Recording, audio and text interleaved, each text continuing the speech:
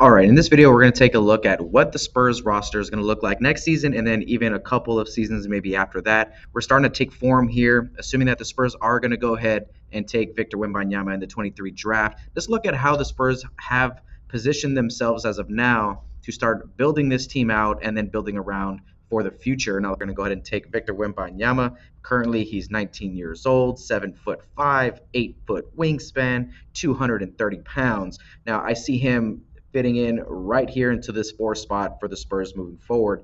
That bumps Jeremy Sohan to the 3 spot, which I think is a great position for him to be successful. We know he can score at will. We know that he's a great versatile defender and can guard 1 through 5 at 20 years old. 6'9", 7-foot wingspan, also at 230 pounds. That really gives you a 3-4 combination to be reckoned with. We can't wait to see these guys play together. But then following that, you also have Devin Vassell, 23 years old, 6'6", 6'10 wingspan, 200 pounds. Now, I'm really interested to see how Devin Vassell goes ahead and plays next to Wembanyama. More open looks should equal a great opportunity for Devin coming off into his 4th season with the squad.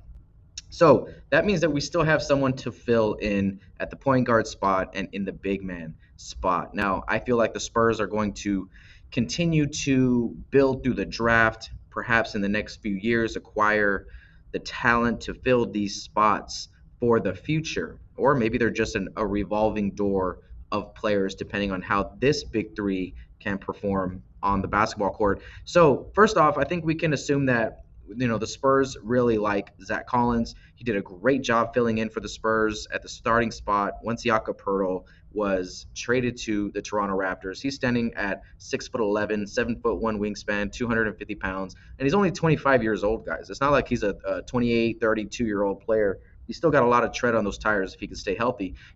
Until the Spurs acquire someone maybe more impactful at the point guard position, I don't think anyone should have any trouble understanding that Tre Jones is going to be there in that starting spot. He did a great job this season, a lot of ups and downs, a lot of room to grow, but at this point in time, feel very confident with Tre Jones manning this squad, 23 years old, 6'1", 6'4" wingspan at 180 pounds. We need him to keep taking steps forward, but we know that he's going to be the brains behind this whole thing going into next season. So this is what we can kind of expect maybe next season, seeing how the starting roster looks like, depending on what they do in the offseason. We know that the Spurs like to play around with different starting lineups, and we can probably assume that's going to continue for next season. So let's take a look at who the Cavalry is into 3 different categories. One, the lock rotation players of the future, meaning that these guys aren't going to go anywhere. They're going to be around for at least 2 to 3, maybe even 4 seasons post the 23-24 season.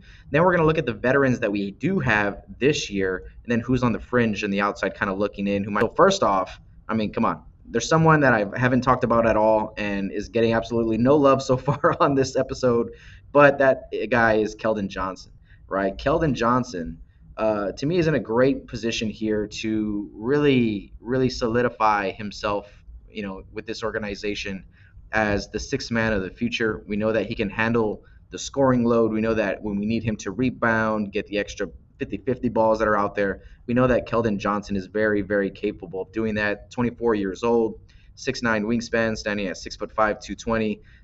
This isn't a knock on KJ. I felt like he deserved to be a starter his rookie season. And up until this point, I think he's finally gotten beaten out of that spot. But if you can think about how good this team will be in the future, if we have a guy like Keldon Johnson being our 6th guy off the bench in playoff moments, in playoff games, and playing opportunities and things like that, I mean, he's going to be that guy that we can always trust, kind of that Manu type player where he comes off the bench and we trust that he's going to be able to produce and keep that team where it needs to be. I would love to see that adjustment moving forward. Next, we have a guy, a second-year player, Malachi Branham. Malachi showed off this season, showed off his unbelievable maturity with the ball in his hands. His IQ level on the offensive end is outstanding. He's starting to use that 6'10" wingspan. The guy's 6'5", 6'10" wingspan, and that really shows itself in 2 ways: how fluid he can get his shot off with pressure and closeouts coming at him, and also his instincts on the defensive end, either defending and getting last minute blocks or tips on the ball, things of that nature. Malachi definitely showed that he's ready to battle for as many minutes as he can get with the rest of this squad. Next, we will have coming off the bench is the other rookie we got, Blake Wesley. Blake Wesley had some ups and downs this year, showed a lot of flashes of promise on both sides of the floor, nothing really too consistent, but we did see that the growth, I don't really think, took steps backwards this season, except for his injury early on. I think we can all, it's all safe to say that, Blake was just progressing as the year went on, has a lot of room to grow as a ball handler, as a decision maker, but it definitely has the savvy to be a good backup point guard for this squad in the future. He's also 20 years old, 6'4", 6'9" wingspan. So we need him to kind of grow and get a little bit stronger. Him and both Malachi Branham kind of at that 180 mark in their weight needs to step up a little bit more, hit that weight room. And I think that the future is very bright for those two rookies. Then we brought someone into the squad this year named Charles Bassey, Seabass, right? Seabass was incredibly impressive, showed unbelievable potential to be a big man who can alter shots, who can learn on the fly. 22 years old, 6'10", 7'3" wingspan, 235 pounds.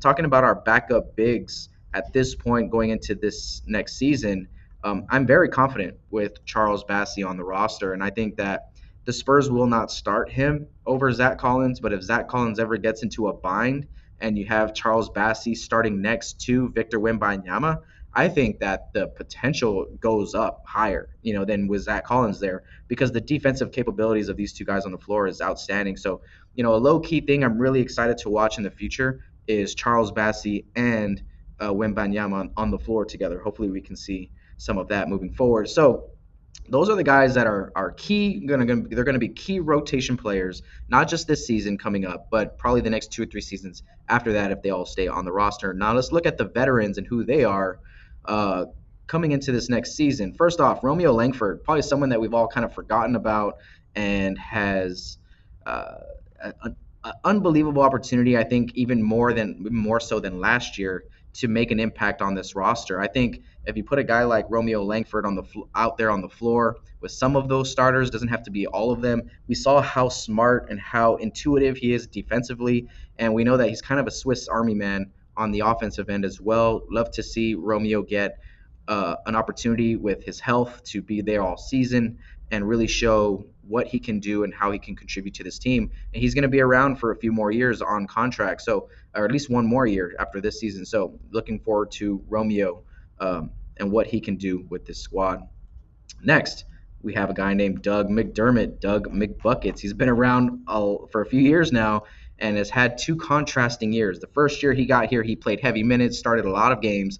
The second year, he kind of took a step back, came off the bench, provided shooting when we needed it. And I can see that continue. He's 31 years old next year. He's 6'9" with 6'9" wingspan, and we know what he's there for. He's there to spread the floor and shoot the ball. And I think the Spurs had him played in the role that fit him best last season. And he's one of those players that might have some trade value around the deadline, but I wouldn't expect the Spurs to really do much with Doug, because Doug wants to be here. And Doug, I think, has expressed that, he wants to be around the Spurs organization for as long as he can. And I think if he's providing great leadership off the court, there's a room for him moving forward. Next, we have a guy named Devontae Graham, a guy that we picked up for Josh Richardson at the deadline this past year. He's 28 years old, 6'1", 6'6" wingspan, 195. We know that he's a microwave. We know Devontae Graham stepped into our organization and immediately started dropping buckets and, had a couple 20, 30-point games early on. And, he's another guy that's under contract for a few years. So I think it's safe to say, unless there's, teams out there looking for help from a guy like Devontae Graham, I think it's safe to say that he might be around for a little while because he is under contract. And if he's down to be a leader on this team, I think the Spurs wouldn't mind having him as a combo guard that can come in and take over. Then we have a guy that hasn't suited up yet for the Spurs, but was acquired in the deal, I believe, for Jakob Poeltl. That's Cam Birch. Now, he's one of the older veterans, him and Doug here, standing at 31 and 30 years old. He's 6'9" with a 7'1" wingspan, 233 pounds. Just by looking at his physical attributes, as you've seen through the roster already, we don't have much height, we don't have much length. Besides, the starting guy, Victor Wembanyama. But Cam Birch has an opportunity, if he does play, to be able to provide something for this team that's going to be needed next season. Now, who's on the outside looking in on this fringe area? We have Dominic Barlow, who didn't do nothing last year except get better. Dominic Barlow didn't do anything but get better last year. So, I wouldn't be surprised if he's also doing the same thing as he did this past season.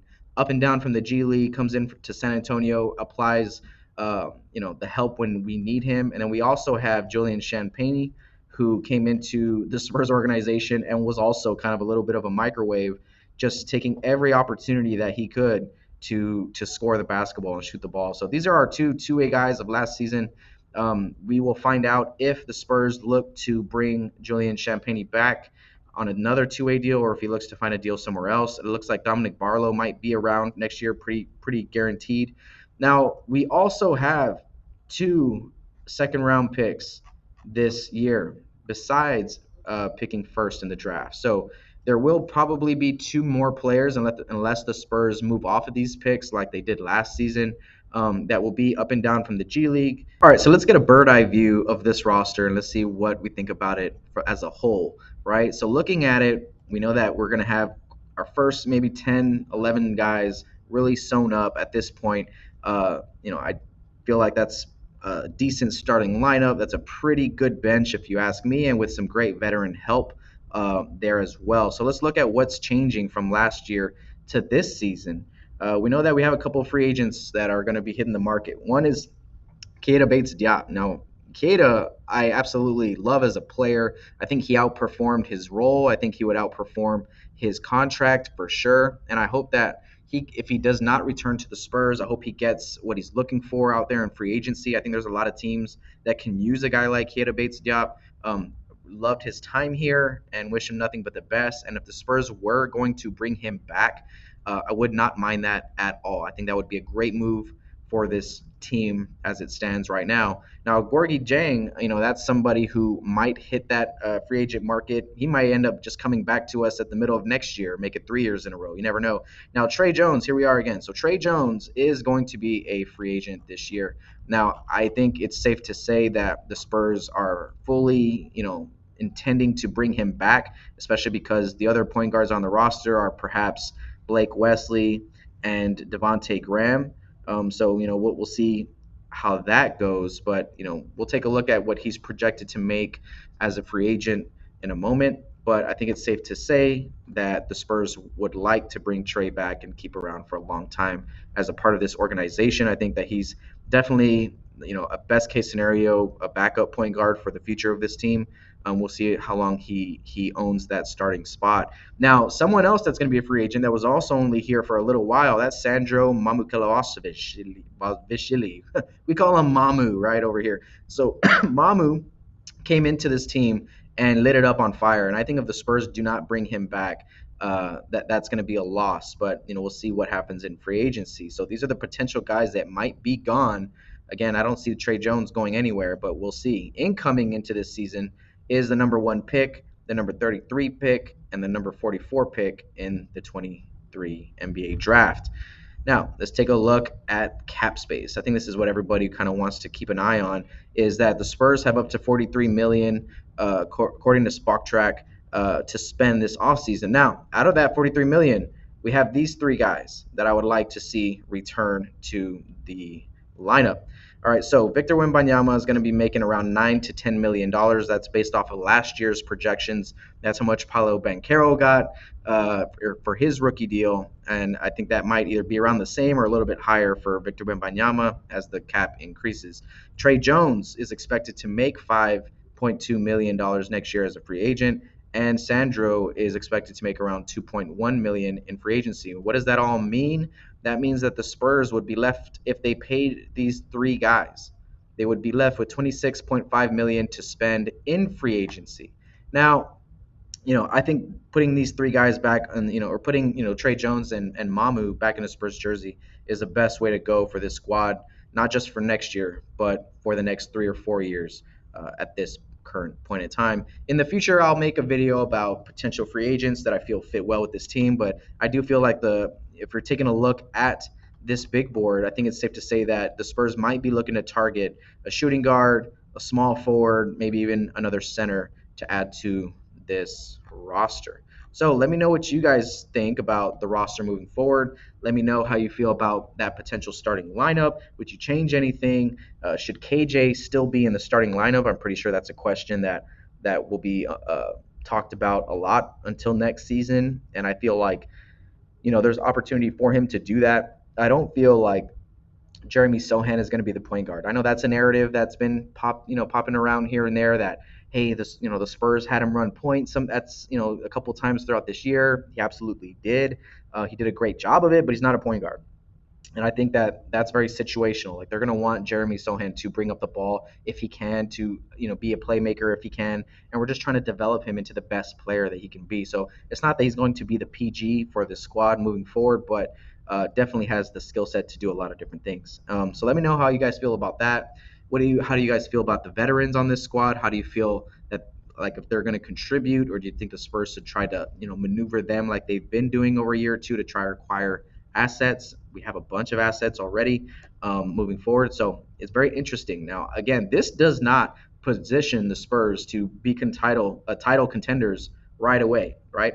I don't think that's going to be this year. I don't even think it's going to be maybe the year after that. I think the Spurs have too much draft capital to be trying to contend for a championship right now. And I feel like the process, the plan will play itself out, and then we'll end up better for it in the long run. So we just got to be a little bit patient, but we do know that Victor Wembanyama is going to change everything, and everything is now built for this kid, and seeing how we can build the best team around him. Again, I really like my starting unit.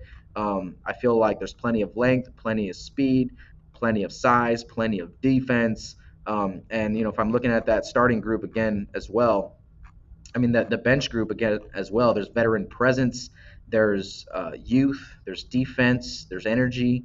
There's just not a lot of shooting maybe in the perimeter, but we'll see how all that plays out. Let me know what you guys feel. Let me know how you guys feel in the comments below, and I'll catch you guys on the next episode. I've been Rob Trejo Jr.